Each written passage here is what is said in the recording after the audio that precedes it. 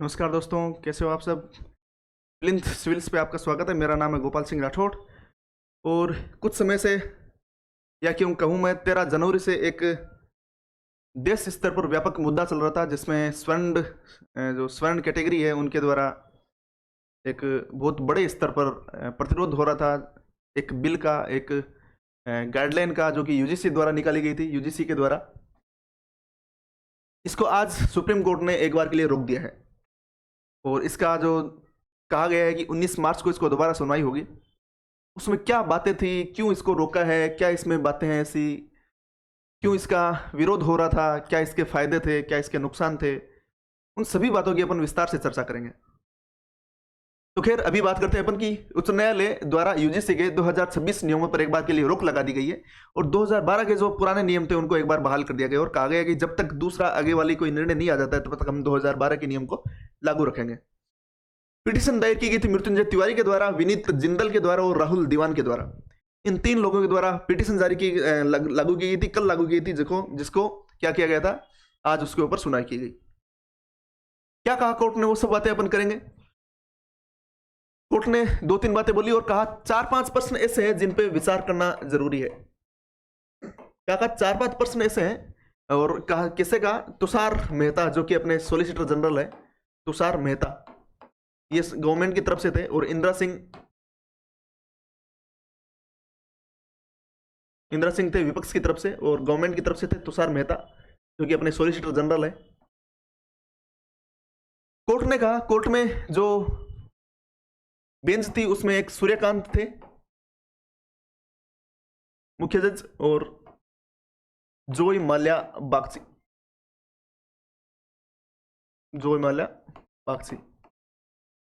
ये वहां पे जज जो सुनवाई कर रहे थे, उनके द्वारा कहा गया कि ये जो नियम है ये रिग्रेसिव है। 75 साल, इन्होंने कहा कि 75 साल लग गए अपन को जाति विहीन समाज बनाते हुए, और आप चाहते हो कि यूनिवर्सिटी में एक ऐसा कैंपस हो जहाँ पे जाति जाति के नाम पर आपस में जो बच्चे हैं वो झगड़े या लड़े, या फिर इस तरह से उनके अंदर विहीन भावना हो। इन्होंने कहा कि इसके अंदर एक प्रावधान किया गया है कि सभी की हॉस्टल अलग अलग होंगे, SC ST OBC इनके हॉस्टल अलग होंगे, जनरल के हॉस्टल अलग होंगे। तो इस तरह से यदि आप जो भारत की जो जाति विहीन जो बनने की तरफ अग्रसर हो रहा है, जहाँ पे अंतरजातीय विवाह भी हो रहे हैं, उस चीज़ को आप क्या डिक्लाइन कर रहे हो, क्या आप उससे मुकर रहे हो, क्या आप नीचे की तरफ जा रहे हो, रिग्रेसिव अपना रहे हो, क्या आप 75 साल पहले की जो भारत है, जो 75 साल पहले जो भारत है, 75 साल पहले वाला जो भारत है, क्या उसमें जाने की कोशिश कर रहे हो। एक बात इन्होंने की, 4-5 क्वेश्चन उन्होंने किए। दूसरा, सुप्रीम कोर्ट ने कहा कि जो अमेरिका में श्वेत और अश्वेत के अलग अलग स्कूल होते हैं, जिस तरह से अमेरिका में अतीत में श्वेत और अश्वेत के लिए अलग अलग स्कूल होते थे, श्वेत के लड़के लड़कियों के लिए अलग स्कूल होता था, और जो अश्वेत लड़के लड़कियां हैं उनके लिए अलग स्कूल होता था। क्या आप यहां पे भी ऐसी नीति अपनाने जा रहे हो, क्या आप यूएसए की तरफ बढ़ते हुए प्रतीत हो रहे हो। एक बात इन्होंने ये कही। तीसरी बात, यहां पे ये कहा गया विपक्ष की तरफ से ये कहा गया कि इसमें रैगिंग का बिल्कुल भी उल्लेख नहीं है, रैगिंग के बारे में इसमें कुछ नहीं कहा गया है। और कहा गया, इसमें एक कल्पना की गई, और कल्पना ये की गई कि यदि एक सीनियर ग्रुप होता है, वो एक जो उसकी जूनियर है उसके साथ हम रैगिंग करते हैं, जूनियर यदि जनरल कैटेगरी से होता है और सीनियर ग्रुप में यदि SC कैटेगरी से कोई हो, तो जो सीनियर उस पर जो रैगिंग करेंगे उसका विरोध जो जूनियर वो कैसे कर पाएंगी। उनको लगेगा कि ये हमारे ऊपर जो अभी नए रेगुलेशन आए थे उसके हिसाब से सामने से अपने ऊपर और जो रैगिंग के अलावा भी हमारे ऊपर ये केस लगा दी कि हो सकता है हमें जो यूनिवर्सिटी से डिबार होना पड़े। चौथी बात इन्होंने ये कही कि नॉर्थ लोगों का कुछ कल्चर होता है, साउथ का कुछ कल्चर होता है, या फिर ईस्ट का कुछ कल्चर होता है। उस कल्चरल उनका जो वैल्यू है, कल्चरल वैल्यू को आधार बनाकर यदि कोई अपमान करता है तो उसके अंदर इसके बारे में कोई व्याख्या नहीं की गई है। ये जो नियम है उसकी उसमें व्याख्या नहीं की है, और इसलिए इन सबको बातों को मिलाकर सुप्रीम कोर्ट ने ये कहा, माननीय सूर्यकांत ने और माननीय जोय माल्या बागची जो है, उन्होंने ये कहा कि इस आधार पर ये जो नियम वो अस्पष्ट हो जाते हैं, वेग हो जाते हैं, इसलिए इनको रिफाइन करना अति महत्वपूर्ण हो जाता है। ये सारी बातें इन्होंने की। देखते हैं एक एक करके, अपन देखते हैं क्या हुआ था इसमें। पहली बात तो यह कि सुप्रीम कोर्ट ने विश्वविद्यालय अनुदान आयोग के 2026 के नियमों को एक बार रोक लगा दिए और 2012 के नियम ही लागू रहेंगे। एक बार सुप्रीम कोर्ट ने यह कहा है, और कहा 2012 के पुराने नियम ही एक बार लागू रहेंगे। और ये जो इन्होंने क्या कहा, वो अनुच्छेद 142 जो शक्ति है सुप्रीम कोर्ट की, उसके तहत ये सारे काम किए गए और सुनवाई की तारीख मैंने आपको बताया 19 मार्च 2026 एक बार के लिए तय कर दी गई है। अदालत ने कहा कि ये गंभीर चिंता के विषय हैं, इनके बारे में कुछ सोच विचार के ये निर्णय नहीं ले गए हैं। और सुप्रीम कोर्ट ने ये भी कहा कि एक पीठ बनेगी, जिस पीठ में क्या होगा, एक कमेटी बनेगी, कमेटी में न्यायविद होंगे और समाज के जो जानकार लोग हैं वो बैठेंगे और वो बैठ के एक निर्णय लेंगे जिसमें इसे पता लगाया जाएगी कहाँ पे क्या स्थिति हो रही है और किस तरह से उन नियमों को बनाया जाए जिससे सभी का भला हो। जनरल कैटेगरी और से लेके SC ST OBC और PH और विमन सबको मिलाकर एक संशोधित नियम लागू किया जाए, इसके लिए एक कमेटी बनाई जाएगी। इसके बारे में सुप्रीम कोर्ट ने एक दलील दी और सुप्रीम कोर्ट ने कहा। और प्रथम दृष्टया अस्पष्ट, मैंने आपको बताया कि विज्ञ जो मैंने 4-5 पॉइंट बताए, उन 4-5 पॉइंट को मिलाकर उन्होंने कहा कि ये जो नियम वो पूरी तरह से अस्पष्ट है और इनका दुरुपयोग हो सकता है। ये चीजें इसमें कही गई। और ये भी मैंने बताया आपको, रिग्रेसिव होते जा रहे हैं। कोर्ट ने चिंता जताई कि आजादी के 75 साल बाद हम एक जाति विहीन समाज की ओर बढ़ने के बजाय पीछे की ओर जा रहे हैं। जजों ने कहा कि विश्वविद्यालय में अलग हॉस्टल जैसी बातें समाज में विभाजन पैदा कर सकती है, जो कि मैंने अभी आपको बताया। ये भी मैंने आपको बता दिया, उत्तर पूर्व या फिर दक्षिण भारत से आने वाले छात्रों की सुरक्षा कर पाएंगे या नहीं कर पाएंगे, उनकी संस्कृति और उनका पहचान के अपमान होता है तो उसको इसमें किस तरह से डिफाइन करें, वो चीज़ जो कि इसमें नहीं कही गई थी, और उसको भी शामिल करने के लिए या फिर बहुत अच्छे तरीके से सभी के सभी नियम इसमें लागू करके सभी के हितों की सुरक्षा को देखते हुए दोबारा से नियम निकाले जाएं और तब तक 2012 के जो नियम थे वो लागू रहेंगे, इसके बारे में बातें कही गई। विवाद का मुख्य कारण 3C था, जिसके अंदर परिभाषाएं दी गई थी। SC ST OBC PH और विमन को इसमें शामिल किया गया था, EWS को इसमें शामिल किया गया था, जनरल को इसमें शामिल नहीं किया गया था।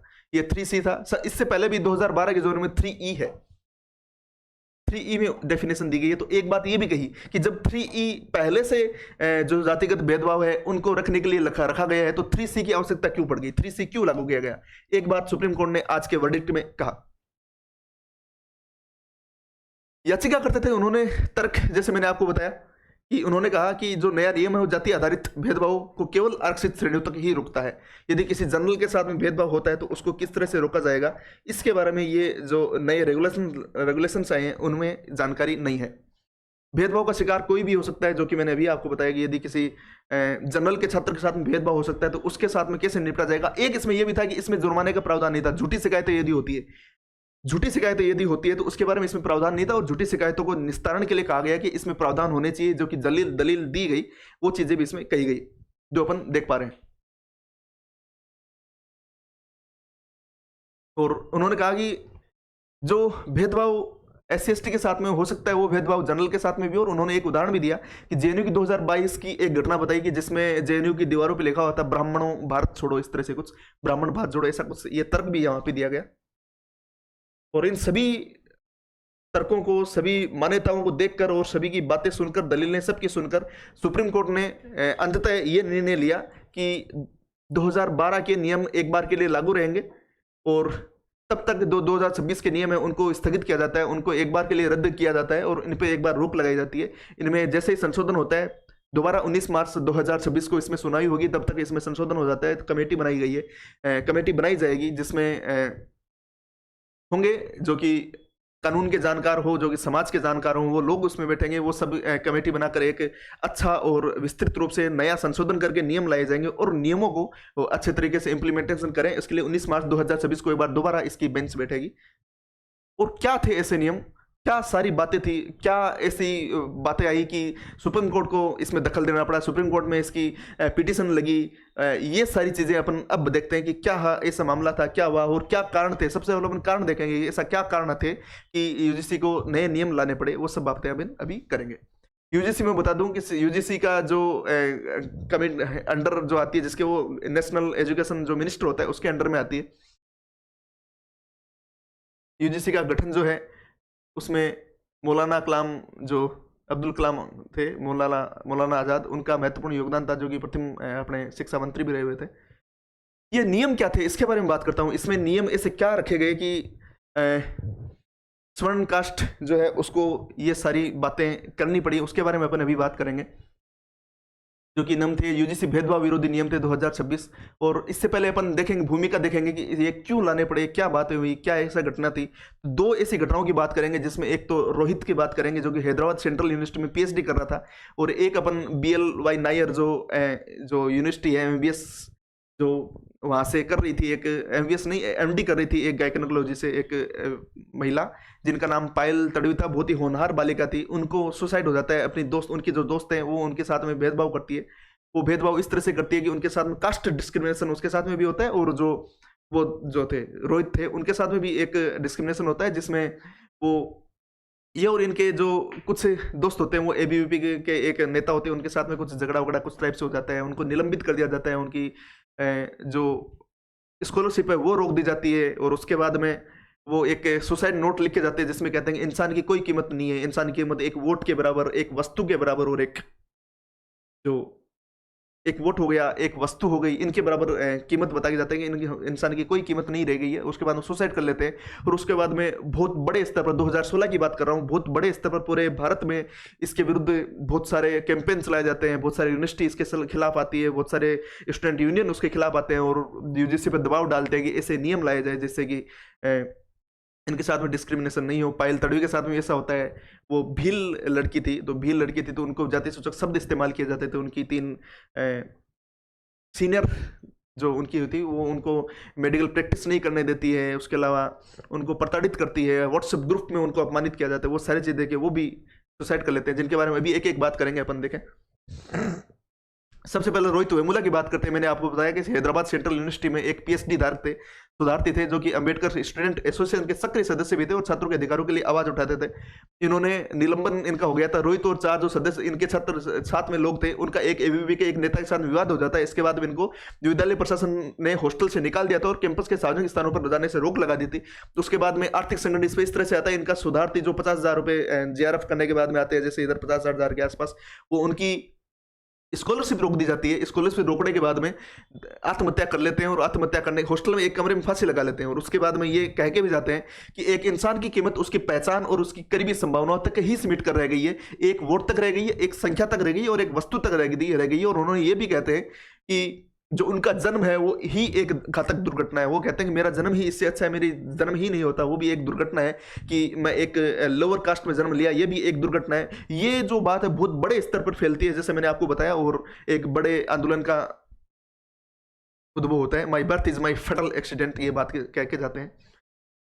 ये मैंने आपको बताया था, देशव्यापी इसमें राजनीतिक असर पड़ता है, सांस्थानिक हत्या कहा जाता है। उनका मानना है कि व्यवस्था और भेदभाव ने उन्हें इस कदम के लिए मजबूर किया था। सभी लोग इस बारे में से कहते हैं। JNU DU इनमें बहुत सारे विरोध होते हैं, यूजीसी पर दबाव बनता है नए नियम बनाने का। पायल तड़वी की कहानी मैंने आपको बताई कि महाराष्ट्र के जलगांव जिले के रहने वाले थी। वे एक बेहद होनहार डॉक्टर थे और मुंबई के BYL नायर अस्पताल में गायनेकोलॉजी से स्त्री रोग विज्ञान में पोस्ट ग्रेजुएशन कर रही थी। वो तड़वी भील समुदाय से ताल्लुक रखती थी, जो मैंने आपको अभी बताया था। और उनके साथ में इससे पहले उन्होंने उनको बता भी दिया था, पायल उन्होंने अपनी माँ और पति को बता भी दिया था कि उनकी 3 सीनियर महिला डॉक्टर, जिनका नाम था भक्ति मेहरे, हेमा और आहूजा और अंकित खंडेलवाल, उनकी जाति को लेकर उन पर भद्दी टिप्पणियां करती है। उनके बाद में व्हाट्सएप ग्रुप है, व्हाट्सएप ग्रुप हो गए, या फिर थिएटर, इनमें सब में जो इनको OT थिएटर होते हैं जहाँ पे ऑपरेशन करना सिखाया जाता है, ऑपरेशन किया जाता है, वहाँ पे जाने से ही उनको रोक दिया जाता है। ये सारी बातें होती है, तो क्या करती है, लगातार हो रहे मानसिक उत्पीड़न के कारण अपने हॉस्टल के कमरे में वो भी आत्महत्या कर लेती है। ये भी बड़े स्तर पर बहुत बड़ा मास इसके ऊपर विरोध होता है। और विरोध होने के बाद में यूजीसी पर एक बार और दबाव बनता है कि इसके क्या करे, एक नए नियम लाए जाए। उसके बाद में यूजीसी अभी नियम लाई, NEP 2020 के जो रेगुलेशन है, NEP नेशनल एजुकेशन पॉलिसी, उसके तहत नए नियम लाती है, जो कि 2012 के जो नियम है उनको रिप्लेस कर रही थी, रिप्लेस करके नए नियम ला रही थी। 2016 और 2019 की घटनाएं मैंने आपको बताई, और अभी 2026 के न्यू रूल आ रहे थे। अब अपन देखेंगे इस रूल में थे क्या, इस रूल में ऐसा था क्या कि इसका विरोध होना पड़ा, और रूल किस तरह से लागू होने थे, इसमें क्या कमेटियां थी, क्या नहीं था, वो सबको अपन अभी बात करेंगे। चलिए शुरू करते हैं। सेशन अभी तक ठीक लगा हो तो प्लीज लाइक कर देना, शेयर कर देना और सब्सक्राइब भी कर देना। हुआ ये था, ये नियम किस पर लागू हो रहे थे। सबसे पहले बात अपन 3-4 इसमें देखेंगे किस पे लागू हो रहे थे, इसमें क्या प्रावधान थे, कब तक इसमें लागू होना था, इसमें कैसे इसमें सजा दिलवानी होती थी, किस तरह से इसमें मान्यताएं रद्द हो सकती थी, वो सारी बातें। यदि अध्यक्ष भी इसके अंदर यदि कुछ गड़बड़ करता है तो उसके ऊपर कैसा संज्ञान लिया जाएगा, वो सारी बातें अपन करेंगे। सबसे पहले कि ये नियम किस पर लागू होते थे। सबसे ज्यादा ये नियम स्टूडेंट पर लागू होंगे, टीचर भी लागू हो सकते हैं, नॉन टीचर भी लागू हो सकते हैं, मैनेजमेंट के ऊपर भी लागू हो सकते हैं, छात्र, गैर शिक्षण कर्मचारी, नॉन टीचर मैंने बताया, शिक्षण टीचर्स मैंने बताया, प्रबंधन के ऊपर भी लागू हो सकते थे। उसके बाद में अपन बात करेंगे भेदभाव के उद्देश्य और आधार क्या थे। तो संवैधानिक आधार के ऊपर अपन देख सकते हैं कि धर्म, जाति, लिंग, जन्म स्थान और विकलांगता इनके आधार पर भेदभाव यदि कोई हो तो उसमें देखा गया था जनरल को छोड़कर लगभग सारी category SC, ST, OBC, EWS, PS और महिला, इन सबकी जिन देख सकते हैं अपन सभी के जो लोग थे उन पर यदि भेदभाव होता है तो जनरल को छोड़ के, मैंने कहा आपको जनरल को छोड़ के जो भी है इनको इसमें सभी को सुरक्षा देने की बात की गई थी। इसके अलावा भेदभाव किस प्रकार के हो सकते हैं इसकी इसमें बताया गया था कि किसी भी प्रकार का भेदभाव हो, जैसे एक्सप्लिसिट प्रत्यक्ष भेदभाव हो, बाहरी भेदभाव हो, प्रत्यक्ष कार्य हो या फिर इनडायरेक्ट हो, स्ट्रक्चरल अनफेयरनेस और हार्म टू डिग्निटी, गरिमा पर ठेस पहुंचे, कोई जाति सूचक शब्दों का इस्तेमाल करे, वो सारी की सारी बातें इसमें कही गई थी कि एक्सप्लिसिट एक्ट हो सकता है, इम्प्लिसिट बाइस हो सकता है, इनडायरेक्ट इम्पैक्ट हो सकता है, स्ट्रक्चरल अनफेयरनेस हो सकता है और हार्म टू डिग्निटी हो सकता है। ये इसमें भेदभाव के प्रकार बताए गए थे। इसमें खूब सारी समितियां बनाई गई थी जिसमें EOC थी, जिसमें EC थी, इसमें एक इक्विटी एम्बेसडर था, इक्विटी स्कोर थी, इक्विटी स्कोर जगह जगह पे खड़ी रहती थी और वो देख सकती है। मतलब इक्विटी स्कोर ऐसे बनाए जाएंगे कि पूरी यूनिवर्सिटी में जगह जगह पे एक ग्रुप खड़ा रहेगा और वो जांच करेगा, देखेगा किसी के साथ कोई भेदभाव नहीं हो रहा है। और इक्विटी एम्बेसडर इसमें यह था कि एक जगह जगह से लाइब्रेरी का एक अध्यक्ष हो गया या फिर किसी डिपार्टमेंट का अध्यक्ष हो गया, उनके ऊपर जाके जो इक्विटी स्कोर है वो जाके उनको शिकायत दे सकते थे, यहाँ पे ऐसा ऐसा हो रहा है, तो वो उसके ऊपर तुरंत संज्ञान ले सकते थे। ये सारी बातें इक्विटी जो मैंने आपको बताया इक्विटी स्कोर के बारे में और इक्विटी इन्वेस्टर के बारे में। इसके बाद EOC जो कि एक महत्वपूर्ण समिति थी, EOC थी समानता सुनिश्चित करने वाली शहर, और एक थी EC इक्विटी कमेटी। यहाँ पे भी एक जो मैंने आपको बताया, यहाँ पे भी एक विवाद सामने आ रहा था। इसमें कहा गया था कि जो जनरल का जो व्यक्ति है, जो जनरल का व्यक्ति है वो इसमें शामिल नहीं हो सकता। इसके अलावा ST, ST, OBC, SC, ST, OBC, PH और महिला इसमें शामिल होना अनिवार्य था। SC, ST, OBC और PH ये महिला और ये सभी इसमें अनिवार्य होने शामिल होना अनिवार्य था। इसी कमेटी क्या करती थी, यही इस पे तुरंत निर्णय ले 24 घंटे के अंदर इसके बाद संज्ञान लेती थी। 15 दिन में इसका निस्तारण होना इसी के द्वारा संभव था, इक्विटी कमेटी के द्वारा। इसमें जनरल कैटेगरी के जो व्यक्ति है उसको शामिल नहीं किया गया। इसमें कौन, इक्विटी कमेटी में कौन आएगा उसकी भी बात करेंगे अपन। इसमें किसको नहीं रखा गया, इसमें जनरल कैटेगरी के किसी भी व्यक्ति को नहीं रखा गया। इसलिए जनरल कैटेगरी के लोगों को ये लग रहा था इसमें बायस हो सकता है, क्योंकि ये भी SC, ST, OBC इस वर्ग के हैं और जिसके साथ भेदभाव बताया जा रहा है वो भी SC, ST, OBC और PH लोगों के साथ में है। और यदि इनके ही लोग आगे कमेटी में बैठेंगे तो हो सकता है बायसनेस आए और एक तरफा इसमें आपको जो संशोधन है या फिर एक तरफा जो इनके साथ में जो भेदभाव हुआ है नहीं भी हुआ है, तो इनका ये मानना था कि यदि भेदभाव नहीं भी हुआ है तो इनके ही कैटेगरी के लोग यहाँ पे बैठे हैं और ये वहाँ पे बाइसनेस दिखा सकते हैं, एक तरफा बिहेवियर दिखा सकते हैं और हमारे पास झूठा एक जो केस हो सकता है वो बना सकते हैं। इसलिए इनको एक डर ये भी था कि इस कमेटी में कम से कम जनरल के सदस्य भी होने चाहिए। तो मैंने आपको बताया कि इक्विटी कमेटी में कौन हो सकता था, तो मैंने बताया एक तो फैकल्टी, सीनियर मोस्ट फैकल्टी हो सकती थी, एक NGO का एक सदस्य शामिल हो सकता था। इसके अलावा गैर शिक्षण कर्मचारी भी इसमें शामिल रखा गया और इसमें एक छात्र प्रतिनिधि भी रखा गया। कौन कौन रखा गया, एक तो सीनियर मोस्ट फैकल्टी रखेगी, इसके अलावा एक छात्र प्रतिनिधि भी इसमें रखा गया, एक NGO का व्यक्ति रखा गया इसमें और एक गैर शिक्षण कर्मचारी भी इसके अंदर रखा गया। इस तरह से 4 सदस्य भी हो सकते थे और इसमें यह प्रावधान किया गया था कि एक साल में कम से कम 2 बार बैठक होनी अनिवार्य है, ये जैसे मैंने अभी तक आपको बताया। इसके अलावा शिकायत दर्ज करने के तरीके क्या हो सकते थे, तो इसमें खूब सारे तरीके दिए गए थे, जैसे एक हेल्पलाइन नंबर जारी किए गए थे। इसके अलावा एक ईमेल के माध्यम से कर सकते थे, ऑफलाइन माध्यम से कर सकते थे और इनकी जो वेबसाइट है उसके माध्यम से कर सकते थे, ऑनलाइन पोर्टल जो वेबसाइट है उसके आधार पर कर सकते थे, लिखित रिटर्न के आधार पर कर सकते थे, ईमेल के माध्यम से कर सकते थे और हेल्पलाइन के माध्यम से कर सकते थे। शिकायत दर्ज करने के इसमें तरीके हुआ करते थे, जो कि एक बार के लिए रोक दिया गया है। समय सीमा की बात करूं मैं तो जैसे ही कंप्लेन रजिस्टर की जाएगी, जैसे SC, ST, OBC, PH और EWS और महिला के द्वारा कंप्लेन फाइल की जाती है, कंप्लेन फाइल करने के 24 घंटे में उस पर त्वरित इसी जो मैंने बताया इक्विटी कमेटी उसके द्वारा एक्शन लिया जाएगा। एक्शन लेने के बाद में उसको 15 दिन में उस एक्शन को विस्तृत रूप से सोल्व कर देना था और वो जो एक्शन था वो अध्यक्ष को ट्रांसफर कर देना था। अध्यक्ष कौन होता था, जो यूनिवर्सिटी है उसका जो अध्यक्ष है उसको भेजना था और 7 दिन के अंदर उसको निर्णय लेना होता था। तो सबसे पहले एक कंप्लेंट फिल होती थी जो कि 24 घंटे में इस पर एक्शन लिया जाना जरूरी था। 15 दिन में उसके ऊपर कंप्लीट इन्वेस्टिगेशन हो जानी थी और 7 दिन के अंदर, इन्वेस्टिगेशन होने के 7 दिन के अंदर जैसे ये भेजते हैं किसको, अध्यक्ष को भेजते हैं, तो अध्यक्ष 7 दिन के अंदर जो हेड है वो 7 दिन के अंदर उस पर निर्णय लेना जरूरी था।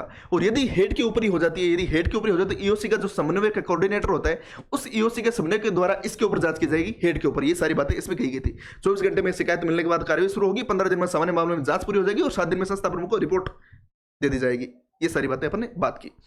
और यदि यहाँ पे भी मामला नहीं सुलझता है और यदि लगता है किसी जिसका शोषण हुआ है, जिसके साथ में भेदभाव है, उसको लगता है कि इन्होंने अभी तक भी मेरे साथ में जो भेदभाव उसका सही ढंग से निस्तारण नहीं किया है, तो वो लोकपाल जा सकता था 30 दिन के अंदर, और लोकपाल में 30 दिन के अंदर उसके मामले का निस्तारण होना जरूरी था। ये बातें सारी की सारी इसके अंदर की गई थी दोस्तों। बाकी निगरानी दंड वगैरह, दंड के खूब सारे प्रावधान थे। दंड के प्रावधान ये थे कि जिसने इसके साथ भेदभाव किया उसको यूनिवर्सिटी से निकाल सकते थे, उसकी डिग्री को मान्यता रद्द कर सकते थे, उसके द्वारा इसके पास जो भी पैसे आ रहे थे होते, जैसे मैंने बताया आपको कि कोई पीएचडी कर रहा है, पीएचडी के यदि कोई शोध के लिए पैसे आ रहे हैं, कोई अपन देख सकते हैं कोई आ रहा है उसके स्कॉलरशिप आ रही है, तो वो सारी रोक सकते हैं। वो सारे दंड के प्रावधान थे जो कि एक बार के लिए स्थगित कर दिए गए हैं। वो सारे दंड के प्रावधान थे। परिभाषा मैंने आपको बता दी है। वैसे विवाद मैंने आपको 4-5 जो उस टाइम पे बता दिए थे। निष्कर्ष इसका यही निकलता है जैसा सुप्रीम कोर्ट ने कहा है।